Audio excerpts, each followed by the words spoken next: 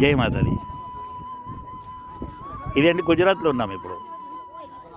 గుజరాత్లో భావనగర్ డిస్ట్రిక్ట్ ఉందండి. ఆ భావనగర్ డిస్ట్రిక్ట్లో నిష్కలంక్ ఈ ప్లేస్ మీకు చూపిస్తున్నాను కదా, ఇది నిష్కలంక్ మహాదేవ్ అని అంటారండి. ఇక్కడ ఈ మొత్తం సముద్రం అండి.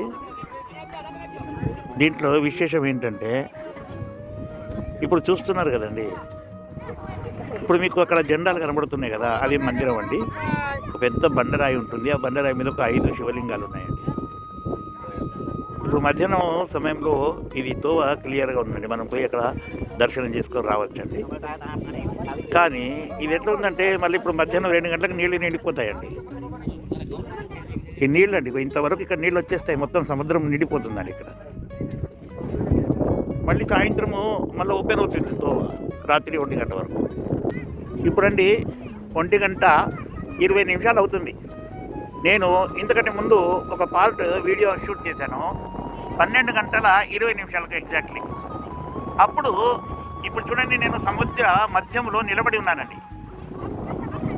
ఇంకా చూడండి నిష్కలంక మహాదేవ్, ఆ 2 జెండాలు ఉన్నాయి చూడండి.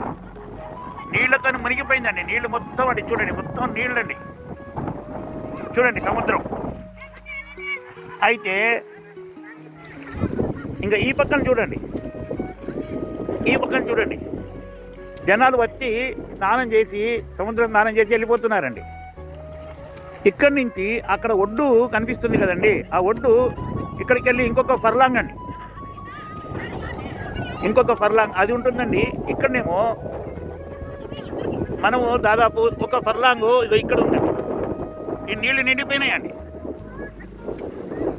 మాకు కూడా ఇప్పుడు మోకాళ్ళ వరకు నీళ్ళు వచ్చాయండి. ఇంకా మేము కూడా వెళ్ళిపోతామండి.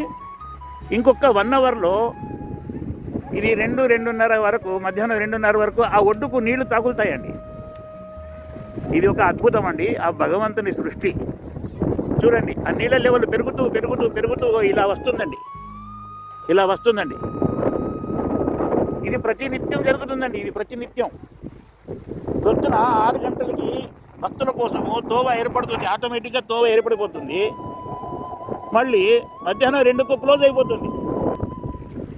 మళ్ళీ సాయంత్రం 6 గంటలకి మళ్ళీ ఓపెన్ అయ్యి రాత్రి 1 గంట వరకు ఉంటుంది. ఈ విధంగా భగవంతుడి చమత్కారం అండి. భక్తులు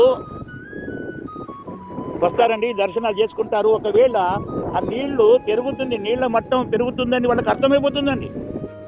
అందుకే వాళ్ళు ఏం చేస్తారు, టకా ఒడ్డుకు చేరుకుంటారండి. చూడండి జనాలు అందరూ వెళ్ళిపోతున్నారండి. మేము కూడా బయలుదేరుతున్నామండి. ఇంకా నీళ్ళ లెవెల్ పెరిగిపోతుందండి, తట్టుకోలేము మళ్ళా. ఇది అండి ఆ మహాదేవుడి మహత్యం అండి.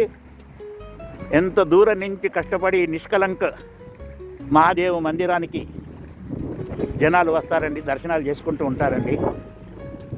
ఈరోజు మాకు కూడా భాగ్యం కలిగింది ఈ ప్లేస్కు వచ్చి దర్శనాలు చేసుకోవడానికండి.